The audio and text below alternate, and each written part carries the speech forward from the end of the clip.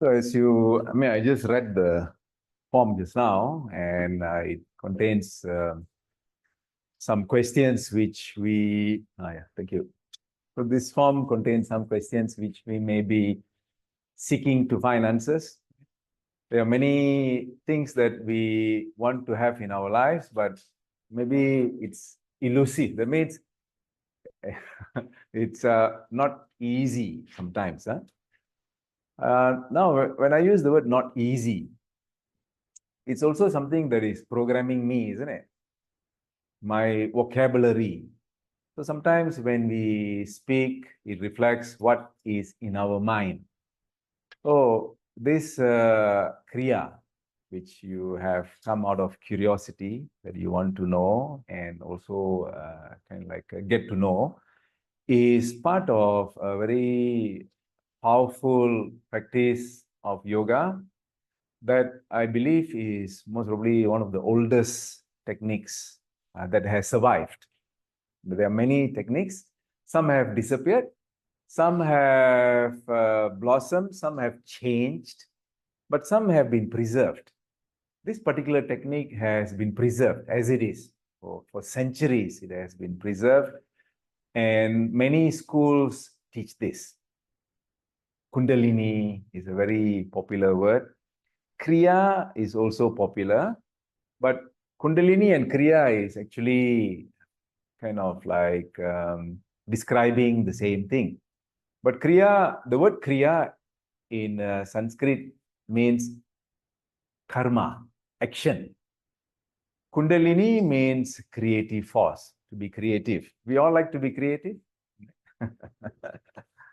So this creative means like, what is this word creative? Kriya. Kundalini. Now, creative means something which we have never felt or heard or seen. This is the concept of creativity. If it is something that you have heard, then it is not creative. Something that, I think I better switch off this. Too near my hand. So creative means something which I have never heard, never seen, never experienced. So which means that there is no reference point, isn't it? There cannot be a reference point because it is something completely new. Right? If there is a reference point, then it cannot be a creative process. So that's how high the standard of creativity.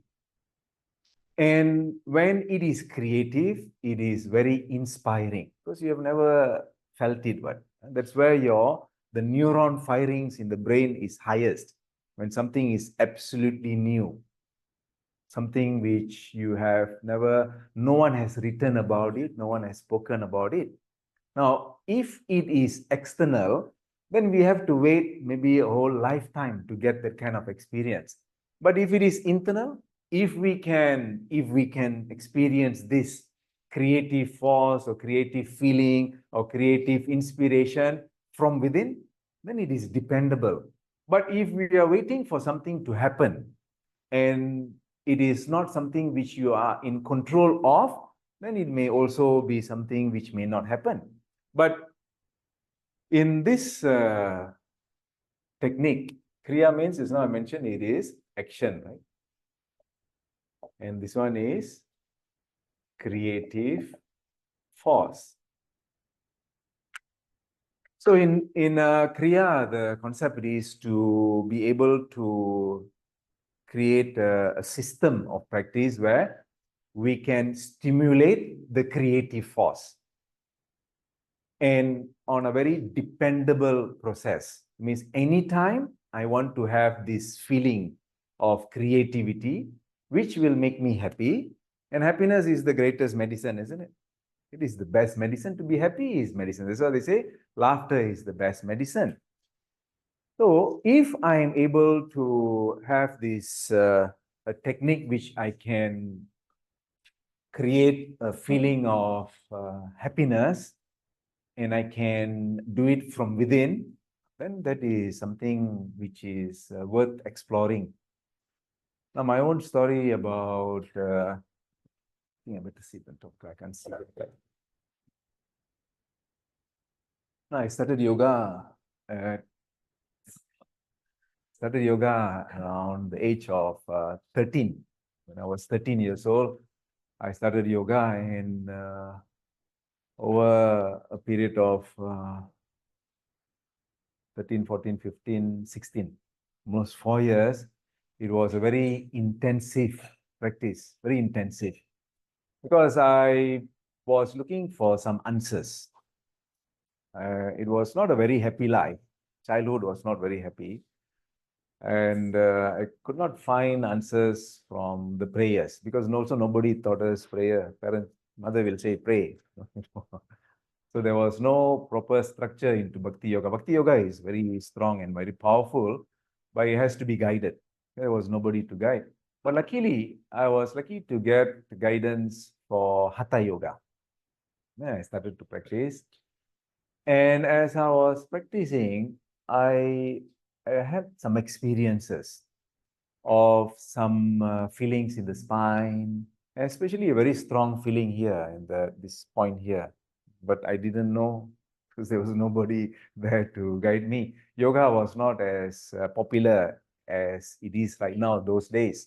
In fact, I'm from Bukit Mertajam, Penang, but I was studying in Bukit Mertajam High School, and they were not meant. I think no one practiced yoga at that time. And the only schools that were teaching some form of yoga was the Divine Life Society. There was no studios like now. There was only one center that taught the yoga. There was Divine Life Society. And Divine Life Society, the HQ is in Batu Caves, next to Batu Caves. And they were very specialized in yoga. So looking from that standpoint, I was very fortunate with destiny. And as I was practicing, then this feeling started to happen, some kind of inner force. And what happened with that was that my mother commented that, how come you don't have stomach problems? I had severe gastritis and almost like going into asthma. Both of these disappeared. As I was practicing Hatha Yoga, these two problems disappeared from my system. And I thought, hey, there is something interesting. I also was doing very well in school, very concentrated, very focused, and very individualistic. I had a personality which was different from my friends. So I realized that it was a unique journey, because I'm from a boys' school, everyone was speaking a certain way, but I was not. But did I lose my friends? No, I did not lose my friends. But at the same time, I was not able to flow with that language or that lifestyle. So now I look at it, it was like a spiritual journey, became more spiritual. And at the age of 16, after reading the Bhagavad Gita, I became vegetarian. And I became a vegetarian. And some of you have come to my classes and courses.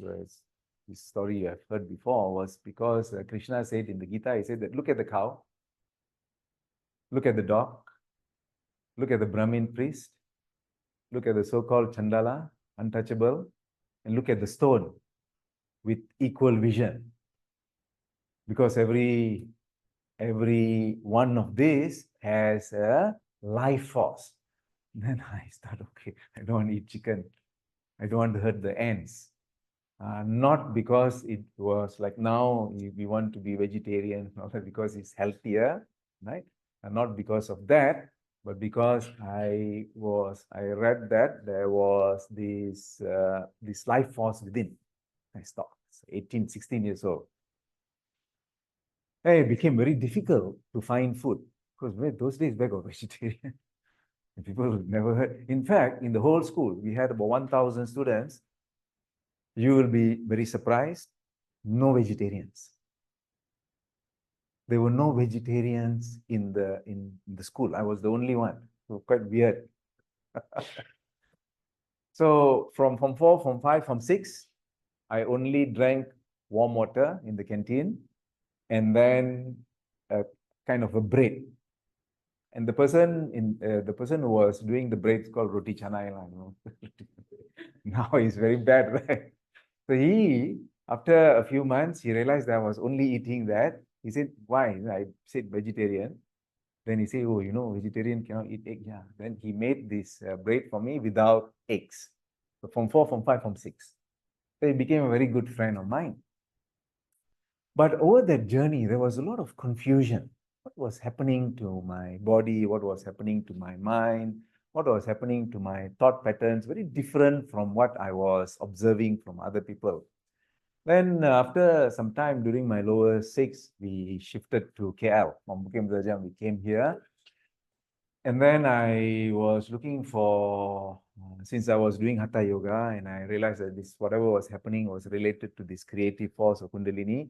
Then in Lebo Ampang, there was this, at the corner, there was the Sai Baba bookshop, very big bookshop. I went there, wanted to learn more about what is this energy that is within me. Then I went to the bookshop looking for this Kundalini book.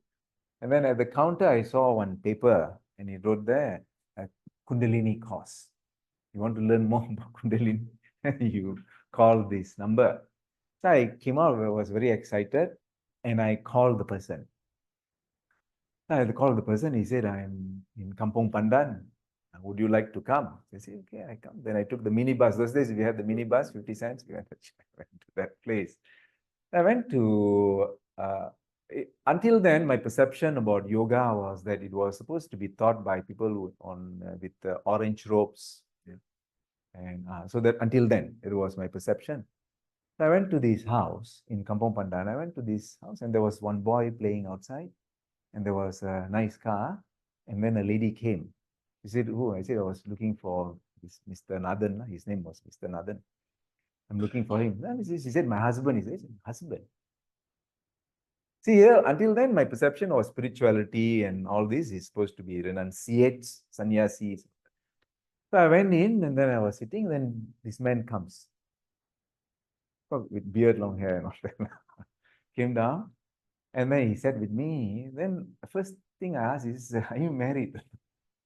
Very weird way of meeting a person. He said, yeah, I'm married. That's my wife, that's my son.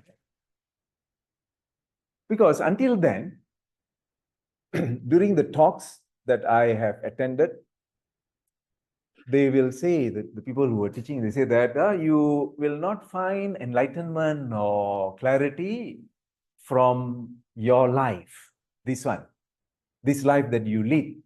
You have to come here. Here means orange robes, renunciation. So that was what I thought. Spirituality means is this, must be a monk, must be a nun, like that kind of a priest, until then. But when I met him, I was confused. How is this possible that you're talking about enlightenment or awakening of the potential by being a householder? He said, who said this? I said, all the scriptures. I said, which scripture? I said, the people I'm with. And he said, we have to talk. And he was an accountant in Petronas, and his wife was a doctor, and he had a life. And he said that yoga is about balance.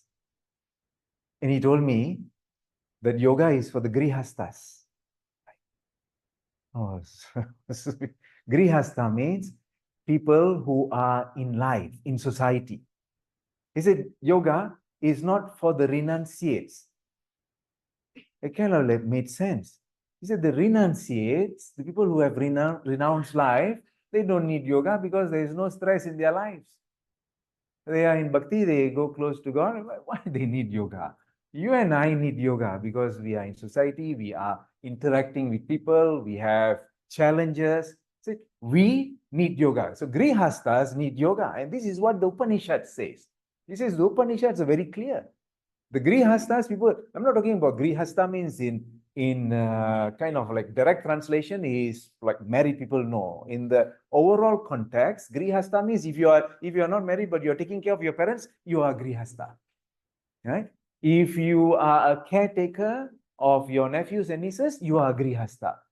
Or if you are in society and you work for an NGO and that's what you do, you take care of abused women and all that, you are Grihasta. Not necessarily that you need to have children or whatnot, no.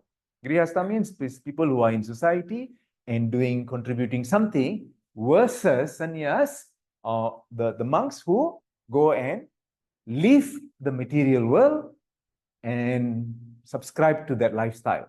But he says there's no place in the Shastras, in the Yoga Shastras, he says that you need to leave everything. Even Sankaracharya mentioned about this. You don't have to leave. If you leave everything, but still the mind is there, then where is this? Where are we going? The ropes, the cloth, the style may change, but if this doesn't change? So with full scale work, business, family, but your mind is within or with the universal force, then you are on that path towards what? Towards enlightenment. Now, the entire objective of yoga or a spiritual pursuit or the pursuit of self-development is towards enlightenment. But this word enlightenment seems very big and unachievable. Is it so? Do you feel that? Should not. Enlightenment is actually our birthright. This is what we are supposed to achieve right now, right here, with whatever that we are doing. Whatever that you are doing, enlightenment can be achieved because that is our birthright. And why we should pursue enlightenment? Why should the objective of life be enlightenment? Because that will bring the greatest happiness. And happiness that comes from within, that emanates from within almost perpetually, all the time. Maybe it could be soft, but perpetually all the time. So during this state of enlightenment, so what is enlightenment in my context is the perpetual soft bliss that becomes your anchor. Then in this state, can we make mistakes? We can make mistakes, right? When we make mistakes, we move out from this center. Within a few moments, we come back. Versus when there is this no clue of what enlightenment is, when we make mistakes, when some mishaps happen, when some issues happen, we may be drawn or drowned in it, sometimes in darkness, and we are unable to come out. But in this context, when this spark is awakened, up and down, you can come back. Down, you can come back. Very excited, you come back to the center. Certain things happen, some mistakes, some mishaps happen, you come out, then you are gravitating back. This becomes your anchor. You become angry for a short period of time, you come back, and then you reflect. Some feelings of jealousy that is felt natural, then you come back to the center. There is an anchor which you can bring yourself. What is the anchor in modern society which you may have felt, or which many of you are yoga instructors, you may have seen your students coming to you and they say that, when you ask what is your anchor, they say that my anchor is my mother. If something happens to her, I'm finished. Or my anchor is my business. Something happens to the business, I'm gone. During 1997, during that great financial crisis, I had at that time I was just starting to teach in Jalan Tunggal Raman. There was this lady who came to the class, and she said that overnight, her husband, who was one of the richest men in Malaysia, lost almost all his wealth. That night, he had a stroke. So where was his anchor? His anchor was business, right? I had a student who was about 60 plus who came to my class, and she was severely depressed, and she was living in section 16 in bungalow alone. She said, all my children left me. All overseas, got married, and I'm lonely. It's better for me to die. So where was her anchor? The children. So like this, these anchors fluctuate. Money, fame, youth, health, all these have wings and fly. But the anchor, when we are able to anchor it within, it doesn't go off. Whatever happens, when we invest within, it never goes off. In fact, it blossoms as the years go by. It becomes much more stronger and much more tangible when we invest in that which is within. And that is what we say as this Kundalini, this Shakti. And it is not abstract. Meditation in the context of Hatha Yoga is not abstract. It is very concrete. It is based on moving our awareness in certain components, certain parts of the body, which are in the spine, within the brain, and in the central pathway. So this Kundalini, this force, is within a superstructure within the physical body. So which means you don't have to imagine, but you feel, and it is very physical in nature. So this concept is somatopsychic. Meditation is psychosomatic. Of course, we use this word in disease, psychosomatic, from the mind to the body. Psychosomatic is not disease. It's not disease that is caused by the mind. The word psychosomatic means from the mind to the soma. Psych, mind, soma, body. Meditation is like that. Meditate in order to create some form of feeling in the body. But to meditate is not, it's not easy. Right? So, but to do some exercise, it's easy. When you stretch, when you practice breathing, it's easy to structure and to change the mind. And that's what we do in Kriya. Kriya is a form of movement, very soft movement with concentration and breath control. We most probably are breathing about 20, 25 times a minute. If the person is like having lots of stress or anxiety, they could be breathing about 30, 35 times a minute. A healthy human being who has greater management of their emotions, a greater state of happiness and calmness, could be breathing about 11 times a minute. In Kriya, we will drop it to almost 5 times a minute. And you will feel such a state of balance almost instantaneously. So what we do is we go within the body and we connect with the chakra network.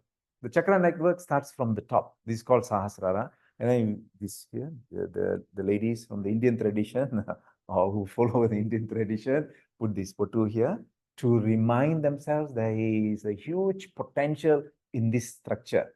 Right? And then here, which is called Visuddhi, and then Anahata in the chest, and then Manipura in the navel. Pubic bone is called another chakra called Swadhisthana at the pelvic region at the bottom. We call that as the Muladhara, the first full scale development of all these energies from there. And then you go to the back at the coccyx tailbone again, that is Swadhisthana repeated. And then behind the navel is Manipuraka. Behind the heart center in the spine is Anahata. And then at the C7, cervical C7, the cervical part of the spine, there is Visuddhi. And then you go to the center of the brain, very close to the pituitary pineal axis. Behind this point, Trikuti, and below the Sahasrara, the meeting point is Ajna. Ajna means control center, the master center. And then you go diagonally to the back at the occipital region, you have the point called Bindu. And then again, you go to the Sahasrara. In our school, in Kriya, we start from the Sahasrara, from this crown chakra, which is associated with the universal force. Now, human life, human mind is quite complex, right? When you want to analyze, when you want to understand the various permutations and combinations is too complex. This is the reason why psychology and counseling has failed quite a bit. And there's a reason why after counseling and psychological intervention, they still go to the psychiatrist, because the psychiatrist will prescribe pills, Prozac and whatnot. You know, in US and Europe are the major consumers of Prozac. That means all these concepts of, I'm not saying it doesn't work, it works, but there needs a lot of intervention, and it is still until now, it is counselor or psychologist centric, is not patient centric. Whereas yoga, these practices are very much Yeah, user-centric, the patient-centric or the practitioner-centric. You become almost completely independent. And the path of yoga is independence. The path of yoga is not dependence. It's interdependence, but more so, it is very much an individualistic journey where you become your own counselor. That your mind, your awareness, your intellect, your intelligence is able to feed you information which you will be able to utilize in order to lead a balanced life. A balanced life is an enlightened life. And so much so that at one point, the people gravitate towards you. You don't have to advertise, you don't have to say anything. People gravitate towards you to find solutions to their own lives. You don't even have to announce this, that I'm a yoga instructor or whatnot. This is that gravitate towards you because that is exuded in your personality. Because you are almost at all times in a state of awareness, not lost in thoughts or controlled by thoughts, but in a very strong control or management. In lieu of this word control, we use the word management. So much able to manage your resources, so able to do it almost all the time. Can you imagine? That potential exists without any pills, without any devices, just within, with a shift of the mind and then embracing a certain technology that you would be aware almost all the time. And aware means not with some effort, just naturally aware because the practice allows that state to happen. Just by rotating it in so many different permutations and combinations, these systems inside starts to work and vibrate. Yesterday I had class, we had a new batch in Damansara Utama. So we had a new batch and it was 4:30 to 7. And then after that, I asked them, what do you feel? This is just the first class. Like, what do you may come and join me? So yesterday I had a class before the preview, some people already wanted to join. So after the class, I asked, what is the feeling? Everybody said, everyone. And you can ask Priya. Priya was there. Every one of them said that is an extraordinary calmness. Extraordinary calmness. One guy said that I felt tingling sensations where the chakras were. See, feeling tingling sensations. And then one lady said that the mind is blank. I mean, that is not the objective. It's not the objective. Maybe she was describing is clear. No? We don't want a blank mind. That's not the objective of yoga. Blank mind. What's your name? Blank. That's not the objective of yoga. We want to have a mind which is creative, which is fast, but not stressed.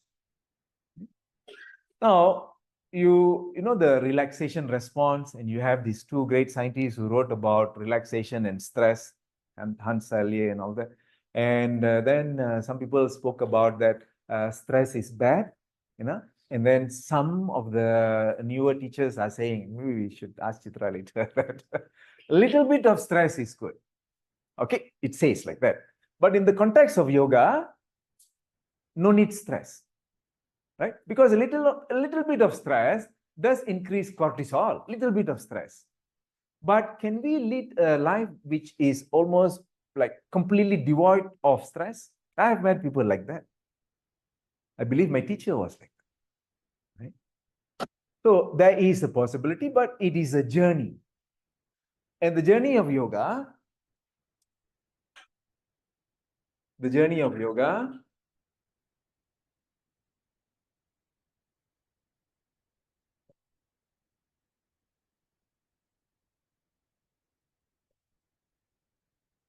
is not towards this. Because this, if you are looking for perfection, is what? Oh, very stressful. Sometimes I have to pretend. No need. The journey of yoga is this word. This is the objective of yoga. The journey of yoga is towards is liberation. Liberation means freedom from conditioning, freedom from the conditionings which we may already have thinking that I can do this, I cannot do this, that I can do this, but in the context of doing this, that we may miss a bigger portion of what we are able to do. So the concept of yoga is liberation, and liberation is from our own conditionings and limitations. We break through the limitations that we have placed within ourselves so that we can embrace what? This, which is our birthright. This is moksha. To be able to feel that and to be yourself. You can be yourself. You can be authentic and genuine. You can express the entire spectrum of your personality. Nice, not so nice, not all the time, not so nice, not all the time. But sometimes it needs to be expressed. Sometimes you need to be firm. Please do so, but without being violent. We can do it, not being harsh, but be firm. Like this, we can express. We cannot be stoic. Vivekananda mentioned 120 years ago, Vivekananda is a great sage. He said the process of enlightenment or being centered is not being like the wall, like not feeling. He said, no, it's not like that. Because, and he was known as a person who would dance, who would smoke a shiga and that kind of thing. So you can express your full potential. We can, but in a way where it is acceptable to almost everyone of your style. You know, from yama and niyama. Yama is how we should culture ourselves so that we can live in society. AAASB. Ahimsa, non-violence in our character. Asteya, we don't go around and taking things which don't belong to us. Aparigraha, overly possessive until people feel suffocated. This, we cannot interact with society if we are violent, right? If we go around and then taking things, we cannot steal people's idea or their property or their feelings. And the third one was possessive, too possessive. Where are you going? Who are you with? So all these people cannot take it. And then S is to be truthful. To be truthful, if you say something today which is truthful, 20 years later someone asks, it is the truth. Right? You don't have to change. You don't have to put stress into your mind.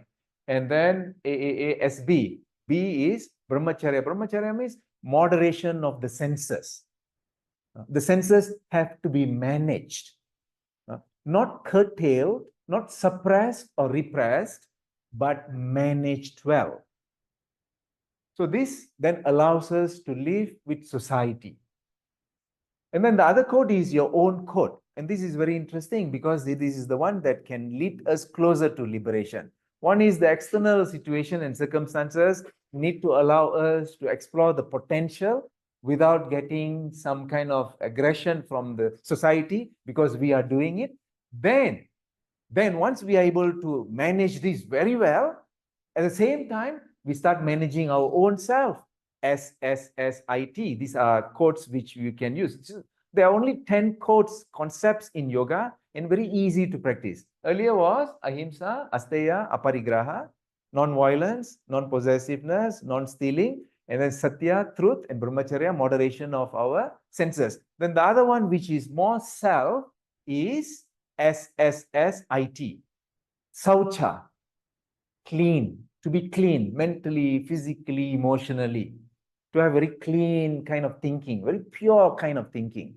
We can be pure, we can be. It's the only thing that we should not be ignorant. We can be innocent, but we cannot be ignorant. We can be intelligent and pure. That's saucha. And then the next S is swadhyaya. Swadhyaya means study my own self, not study my neighbor, study the world. No, study myself. What am I? What am I doing? What are my thoughts? What are my feelings? What is my personality? Can I improve? Constantly studying myself. The third one is santosha. And coming very close to this. Santosha means keep yourself happy. Now, when I say keep yourself happy, we are dependent on external things to be happy, correct? Right? Right now, huh? We are dependent on external things to be happy. Earlier, I mentioned that external things have fluctuations. You depend on a relationship, You say, oh, I love you, and there's so much of love for your parent or your brothers, your sisters, or nephews, or children, or spouse. Suddenly, that particular day, they are a bit harsh to you. They don't want to talk in a friendly way. Your heart can break, isn't it? So much of expectation of love, so much of dependency, and that person turns around and says, I don't like you today. What happens? So here is, this advice is, Santosha, cultivate from inside. Without a technique, it is going to be challenging. Santosha. SSSI. I is Ishwara Pranidhana. We all believe. Like, I believe that there is a higher power, right? But in my view, it is not based on an exclusive power. That means this exclusive power means it's only able to give that kind of connection if I subscribe to that concept, to that religion. Mine is very different. Mine is very Catholic, very broad, that everyone is part of that one force, that every manifestation is part of that one force, but that one force can come in various permutations and combinations. Can be one form, many forms, one name, many names, one form, many names, many forms, one name, many forms, no name, many names, no form. Can come in all this, can come in the form of a 5-year-old child who looks at me and says, Uncle, I love you. It can come in a tree where I go near, I feel so much of connection. This is the view of yoga about God. There's the reason why yogis can go and pray in a church, in a mosque, in a monastery, anywhere. There is no prejudice. In fact, my teacher is Swami Satyananda. When he went to meet his teacher, Swami Sivananda, he was wearing a shika. That point there, denoting that he's a Hindu. And he said, come here. So he went to him. He said, what are you? He said, I'm a Hindu. You come here. And he took his scissors and cut the shika. He said, you are no more a Hindu. Say, what? You're no more a Hindu. You belong to all religions. It's a very beautiful way of teaching, isn't it? Because here we don't have scissors and all that. We don't teach in that way. But that was how he kind of taught him a lesson, that you belong to all religions, and you also belong to those who say they don't believe in religions. It's fine. Sometimes people who say that I don't believe in God and all that, I don't believe in God, I don't believe in religions, they're also seeking something very deep inside. The only thing is they are very honest to say that. Some people who believe in religion, but they may be not practicing it. But then for us, as yoga practitioners, that is not important. What is most important is to find the truth from inside. Ishvara Pranidhana, to surrender to a higher force. And that higher force in yoga is not surrendering or being like a slave, which is quite bad now, to the gurus. I respect all the gurus. Most of you may be following some gurus and all that. But in our tradition, the guru is the gateway to the divine, right? And some people miss the divine and then focus here. This is not what I subscribe to. No, my teachers didn't demand that. So you forget that and you go here. And then what happens is there is a kind of status that at no point will you be able to ask a question that is kind of challenging this person. And if you ask, then it's something like a blasphemy. And I see most of the time the teacher is here and the disciples in the monastery, in the ashram, it's like that. Oh, I'm sorry, it's not yoga. It's not what I would see. Even in the picture here, there's no single picture of me with a garland or something.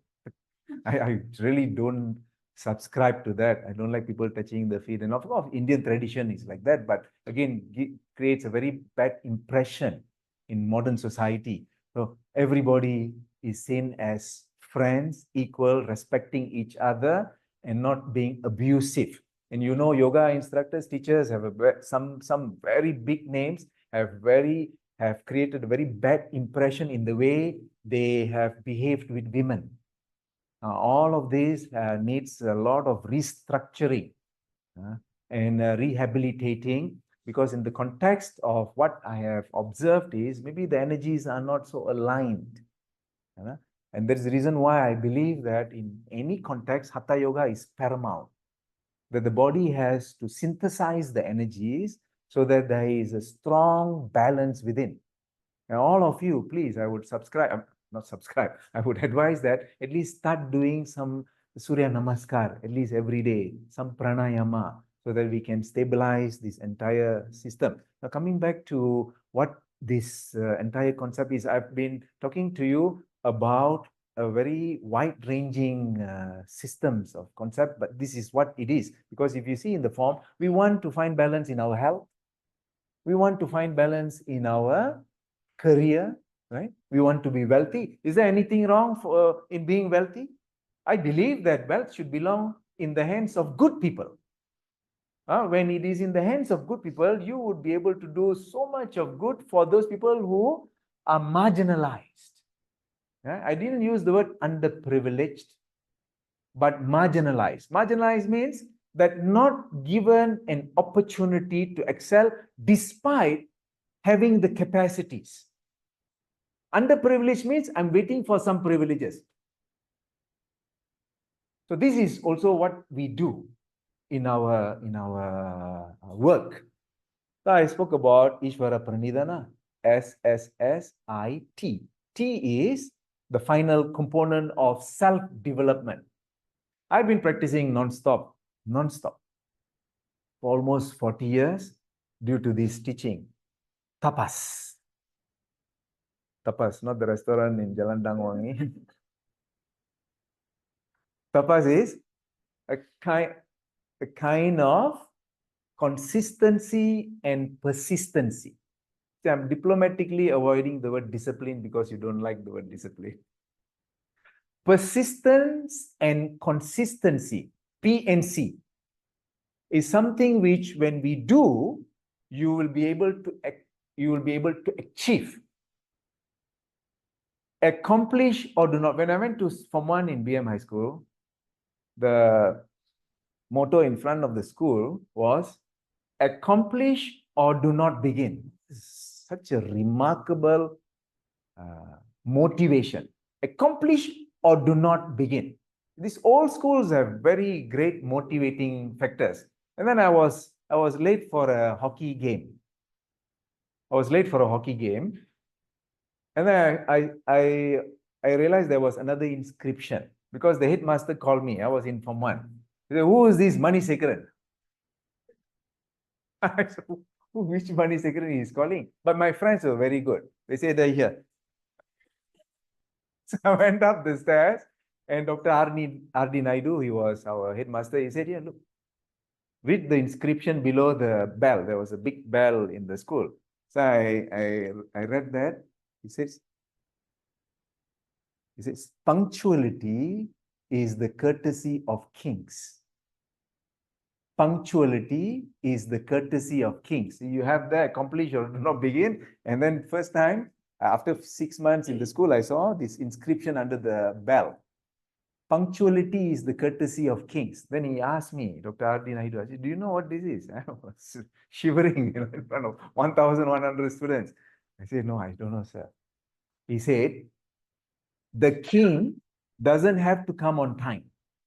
If he's late or what, nobody is going to ask him. But he said that the king always comes on time because they have that kind of, talking about the British, British, because it was a school that was built under the British. Punctuality. Make sure you are punctual because there is also aparigraha, isn't it? We cannot take away somebody, no, asteya. We cannot take away somebody's time. Must be punctual. Everybody's time must be respected. So like that. So from that day, I came on time for the hockey games. So tapas.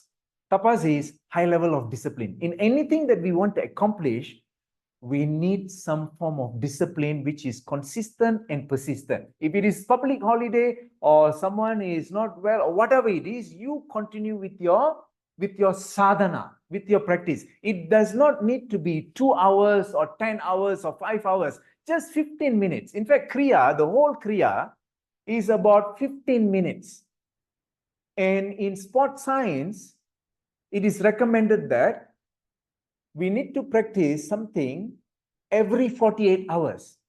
Because after 48 hours, the habits that are formed in your system, especially in the neurological patterns, anatomical, physiological, seems to start to kind of forget within 48 hours. So which means our sadhana is not so difficult. You know, these Olympic athletes, you know how many hours they practice a day? Almost 10 hours a day they practice. But for sadhana, for enlightenment, it is not 10 hours, it is 10 plus 10, 20 minutes. In Hatha Yoga Pradipika, Swatmaramar wrote that in order to awaken your highest potential, move the Kundalini, and he wrote that 800 years ago. He said, move the Kundalini 45 minutes a day. So here we are looking at a very short period of practice. We have 24 hours. When you practice this, your sleep can naturally reduce because the quality of sleep improves. 5-6 hours is good enough. I slept at 12. I woke up at 5 today. And I went out for my exercise. I'm here after, I did about 2 hours of exercise this morning. Yesterday also, consistency and I'm talking to you. I'm not kind of like egoistic, but I'm just sharing with you, isn't it? A teacher should lead by example, and anybody should lead by example, isn't it? So this is what I did.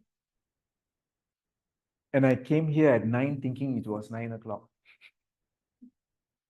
And I asked Kastri, where? Only one shoe, nobody came. So she looked at me and said, 10 o'clock. So where I learned this, punctuality is the courtesy of kings of tapas, discipline.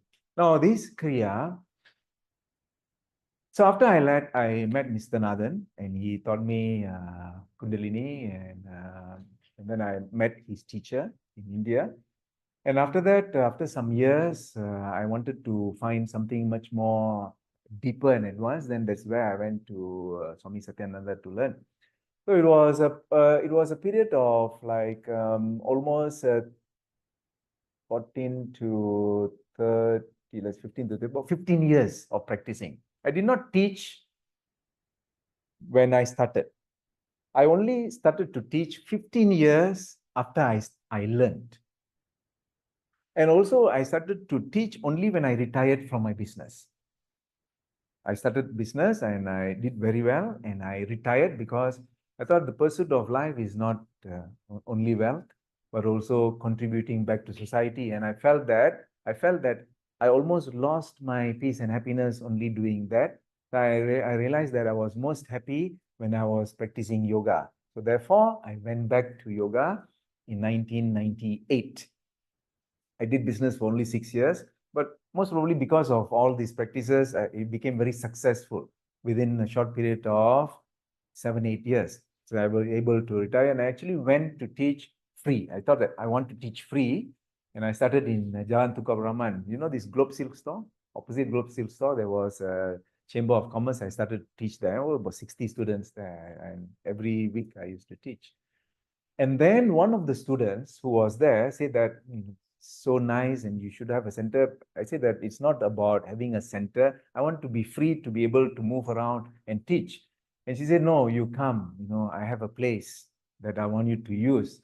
Because they were so nice and also because when she came to my class and as she was leaving the class, she came with her sister. It was only the 3rd class. She left. She said, I will call you.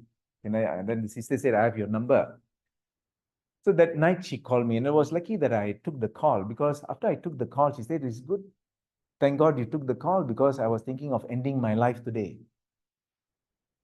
Your class gave me an inspiration because your words in the class gave me some hope. But I wanted to see whether I can depend on you or not. It is still external. It's okay. So I say, yeah, why are you thinking like this? Because of this. I said, you just come back to class. And then now he's almost so many years, she's alive and she's doing very well.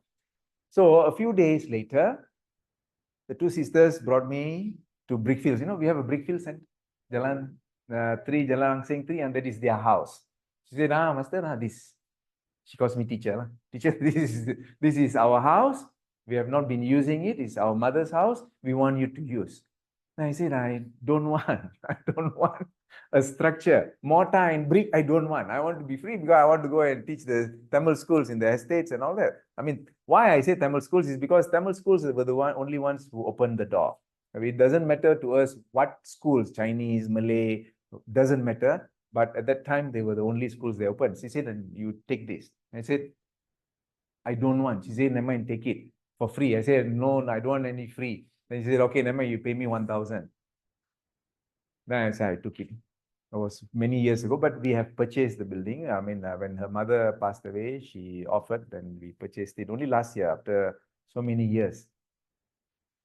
And so coming back to this whole concept of seeking, have I found what I was seeking? I believe so.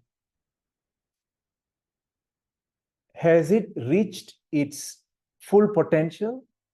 Definitely not. What I have attempted to find, I have found it. But at the same time, I have to admit that it is still at a stage which I don't know where it is. Because when you look at enlightenment, it is infinity, isn't it? It is infinity. It is absolutely not correct to say that one has attained enlightenment and say that that is the end of the journey. Now, enlightenment is the beginning of the journey because enlightenment is infinite. And that is good because then you look forward to doing the practice again and again. And the practice is not mechanical. The practice gives you that kind of an inspiration where you look forward to doing it again. Tomorrow, I look forward to do the Kriya. Tuesday, I look forward to teaching the Kriya. Like this, there is a kind of a forward process. It took me many years to learn. And it was not only time consuming, but also it was very difficult to go to the school. It was in Munger. Munger was a very difficult, it was like a cowboy town. People carry guns those days. It was a very dangerous place. And my teacher had the ashram. It was the biggest ashram, yoga ashram in the world, Bihar School of Yoga.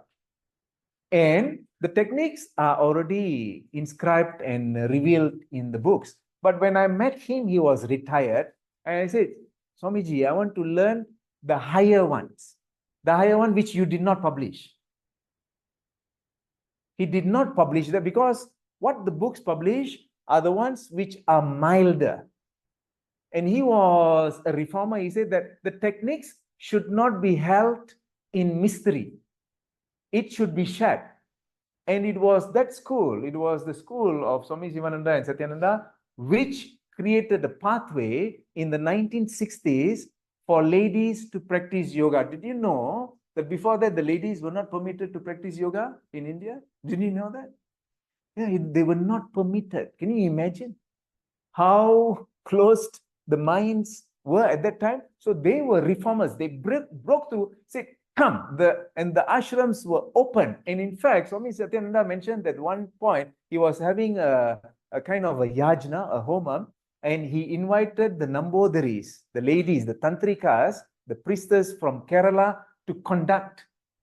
And there was this big priest, big name, Mahamandaleshwar 108 kind of Puja Swami, who was coming. And he stopped at the gate. He said that, why? Why these ladies are doing the puja? They are not supposed to. Otherwise, I won't come. And my teacher went on, but thank you so much. You don't have to come because these are the Shaktis who are going to reform society. And Kundalini is a Shakti, is a feminine power. And this is why the majority here are ladies. You gravitate more towards self-exploration, and your power and your stamina is worth worship. It is not easy to take care of the family, to take care of the parents, and then to take care of the in-laws and go to work. I think this is very remarkable. That's why for me, this is very sacred. And almost everything that we are seeking can be achieved through awakening of our potential. Now, I'm not a marketeer. I'm not a businessman. I'm a social entrepreneur. Everything that I do, there's a reason I set up a koperasi, a cooperative in Malaysia, so that the businesses can be put to that, and then people can. I studied business and finance for almost 5 years in US, so I have that background. You'll be surprised, that you didn't study yoga. Yoga was my lifestyle. I don't have a degree or master's or PhD in yoga, which I don't need to because it was part of a cultural learning. I started from the age of 14. It was cultural learning, and my teachers taught me in that fashion. It's an old school style. But I studied business. I studied business and finance, and what I realized is that even that kind of capitalism is no more in favor. I don't subscribe to capitalism. I have turned my mind into social entrepreneurship, and that's why this entire school is based on, and the cooperative is based on that. In fact, we charge. We have to charge because I have also invested a lot of money in the learning, and there is a value of this. But the charges are not kind of exorbitant. Like some of the schools do charge in Helsinki, they charge about 25,000. I think they know about it, 25,000 to learn Kriya. And then in Bali, some of the schools, for example, just simple self-development or self-exploration for 5,000 US, like this. So there is a cost to this, but much of the cost after the whatever that the expenses that they deduct, they will channel it back to, we have two societies which we run. Malaysian Yoga Society, Malaysian Association of Yoga Instructors, Harmony on Earth. We structure that to that. And you will find that, I have to explain to you, otherwise you will think that it should be free.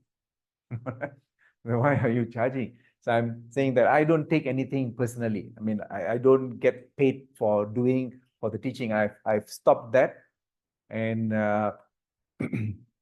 in 2009, one of my students who learned Kriya brought me to Batu Arang. There is this, and gave me a piece of land and a bungalow because of the experience in Kriya. And I said that don't give to me, channel it to the Malaysian Yoga Society. I said, then he said that whatever you like can be done. So that's how I have channeled my thinking and my life, so that all this legacy can survive even when I'm no more. So it's not about within this lifetime that how much we can hoard. It is how generous we can become. There's a Tamil song which the lyric says that give and give and give. Give so much until you become godlike. And this godlike means like Deva Mavala, is it? You give so much. So that's how we should structure our, and those who are able to give are already connected with abundance, isn't it? That you have abundance in your life, and that form that you have there, which says that I want to connect with health. I want to connect with wealth. I want to connect with good relationship. I want to connect with success. All of this is available, not outside. The doors open, all the doors towards relationship, good health, finance, wealth, whatever that you want. Everything opens when the inside opens. This one, not here, but this has to open. When this opens, everything that you want flows and gravitates towards you. And this is what this Kundalini Kriya Yoga is. And it is a long-term study.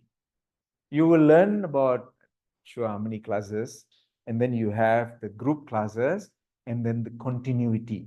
Some of the students in the Tuesday class have been practicing with me for 20 years. And when you look at them, when you connect with them, and I'm sure you know them, they are very sober and very steady. You can literally see that steadiness and the calmness based on the practices. And most of them already like reaching 60 years old, and they have been practicing with me for 20 years. They are the testimony of the practice. Right? We don't have testimonies here. We don't have much marketing and all that.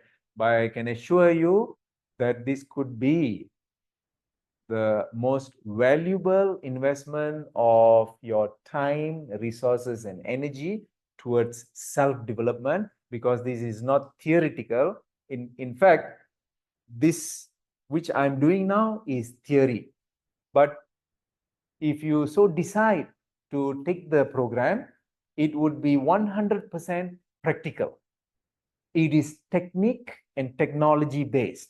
And you have tools which you can go and practice anytime. You can practice this anytime, while driving, while flying, anytime. Hatha yoga has limitations because you need a place, and it has to be before food and all that. But Kriya yoga, no limitations. Anytime, every time can be practiced.